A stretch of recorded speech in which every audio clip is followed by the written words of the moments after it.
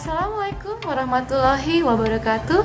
Selamat pagi anak-anakku semua. Semoga kalian dalam keadaan sehat.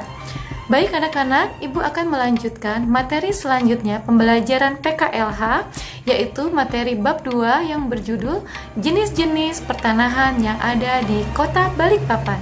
Simak dengan baik penjelasan berikut ini. Kondisi pertanahan di Kota Balikpapan. Berikut adalah peta konsep pembelajaran bab 2, kondisi pertanahan di Kota Balikpapan, di mana pada materi ini kita akan membahas tentang pengertian tanah, manfaat tanah bagi manusia, jenis-jenis tanah di Kota Balikpapan, sifat tanah di Kota Balikpapan. Jenis tanah di Kota Balikpapan ini dibagi menjadi 3. Yang pertama adalah jenis tanah aluvial. Yang kedua, jenis tanah pasir. Yang ketiga, jenis tanah potsoil merah kuning. Berikut adalah kompetensi dasar.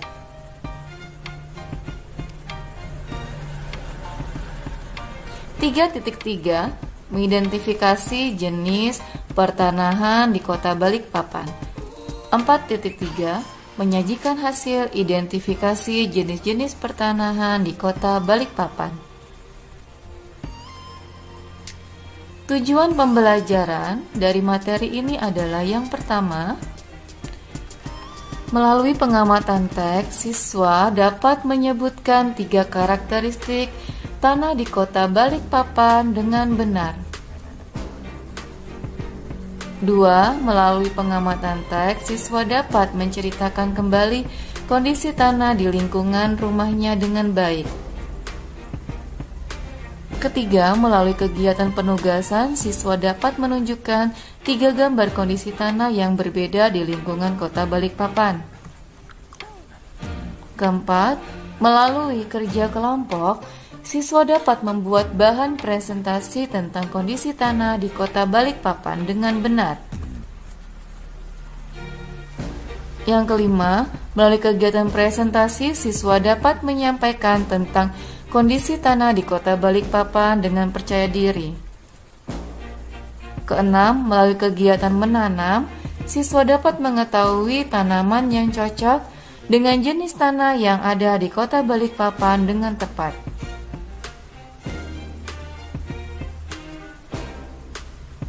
Pengertian tanah.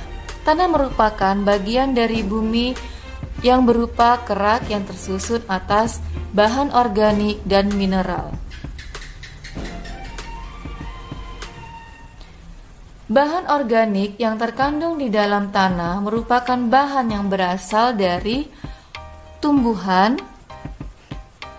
dan makhluk hidup yang terurai kembali di dalam tanah. Bersama dengan mineral, bahan organik mengalami proses kimia dan fisika untuk membentuk tanah.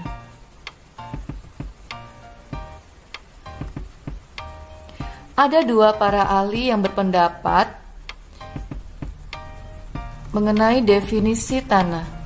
Yang pertama adalah menurut Donna Hoy Panda Utama 2003, beliau berpendapat bahwa tanah menduduki sebagian besar permukaan bumi yang mampu menumbuhkan tanaman dan memiliki sifat sebagai akibat pengaruh iklim dan jasad hidup yang bertindak terhadap bahan induk pada kondisi topografi, relief tertentu dan selama waktu tertentu.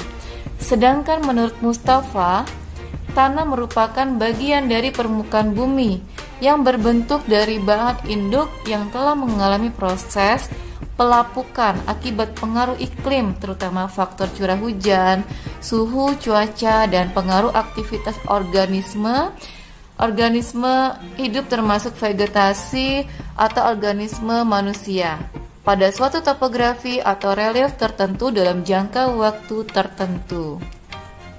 Selanjutnya, kita akan membahas manfaat tanah. Manfaat tanah bagi kehidupan manusia, di mana diantaranya adalah sebagai tempat tinggal dan sebagai tempat aktivitas.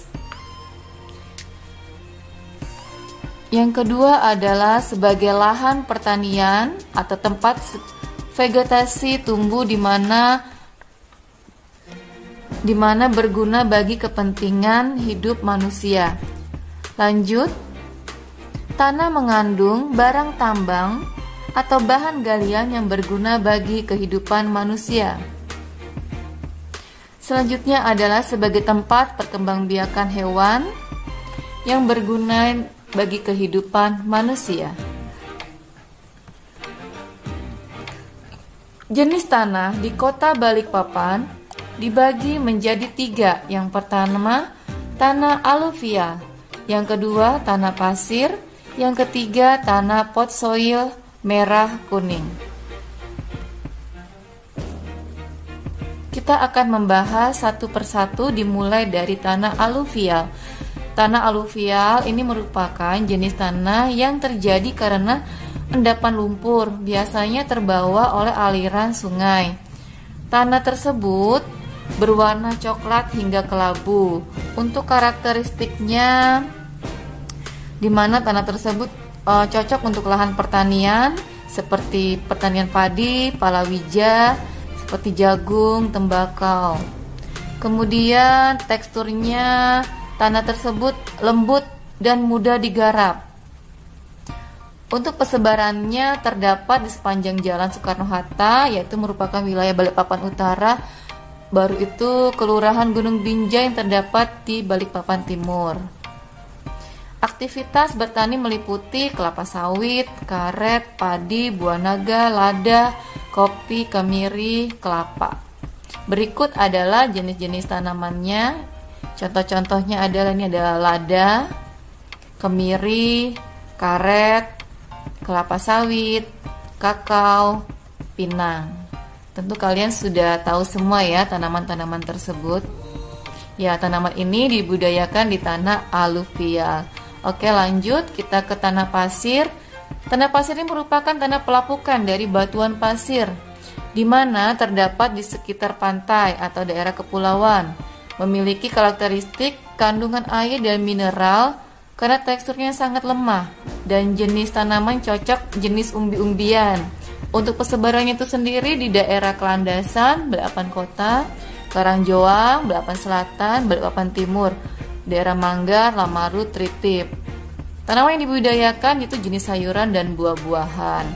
Kalau kalian pergi ke Lamaru atau daerah Manggar, di situ banyak para petani yang bertani sayur-sayuran dan buah-buahan.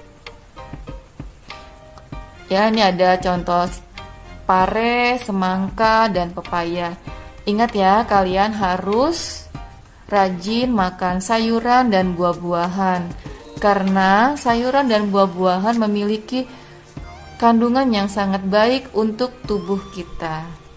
Oke, lanjut ke pembahasan selanjutnya, yaitu adalah tanah potsoil merah kuning atau disingkat dengan PMK.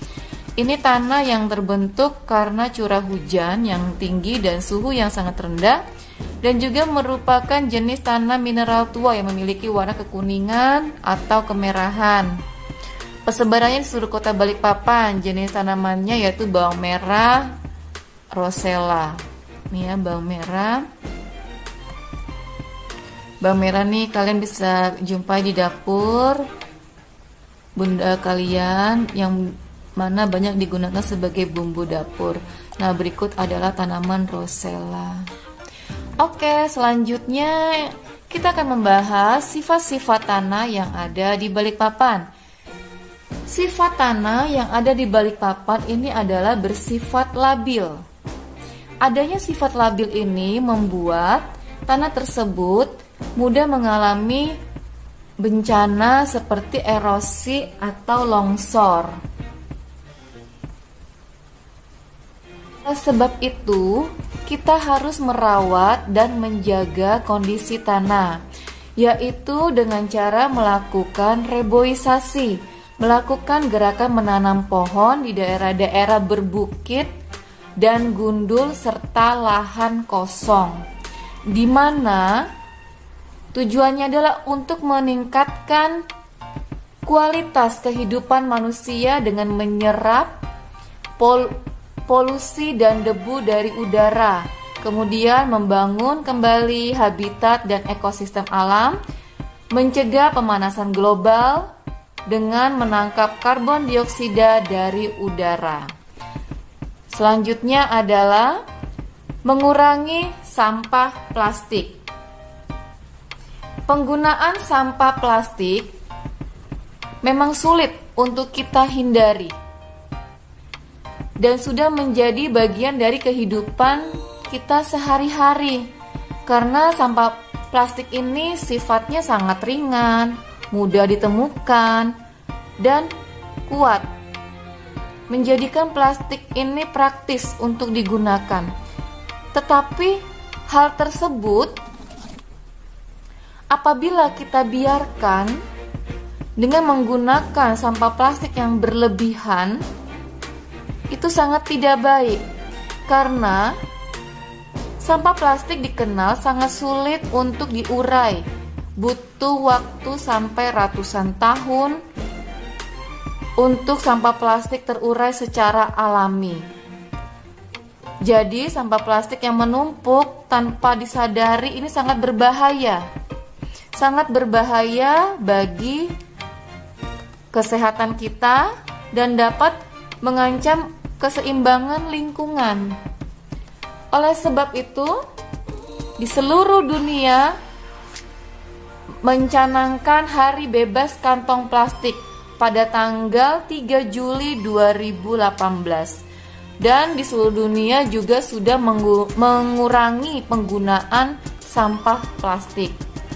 Kita di Kota Balikpapan juga ada peraturan Wali Kota Balikpapan nomor 8 tahun 2018 tentang pengurangan penggunaan kantong plastik.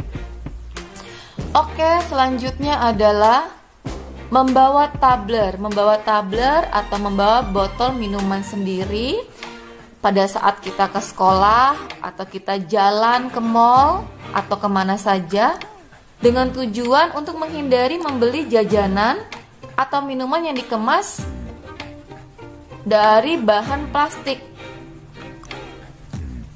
Jadi bersama-sama kita mengurangi penggunaan sampah plastik, karena sampah plastik ini sangat tidak baik bagi kesehatan dan keseimbangan lingkungan sekitar. Baik anak-anak, mari bersama-sama kita menjaga lingkungan tempat tinggal, karena tempat tinggal yang ada di muka bumi merupakan tempat tinggal manusia, hewan, dan tumbuhan yang harus kita jaga kelestariannya. Karena lingkungan sangat penting bagi kelangsungan hidup, bagi makhluk hidup. Apabila kita tidak menjaga, maka yang terjadi adalah lingkungan kita akan mengalami kerusakan. Sampai di sini dulu. Sekian dan terima kasih. Kurang lebihnya Ibu mohon maaf. Selanjutnya kalian bisa mengerjakan latihan soal yang ada di Google Classroom. Sampai jumpa.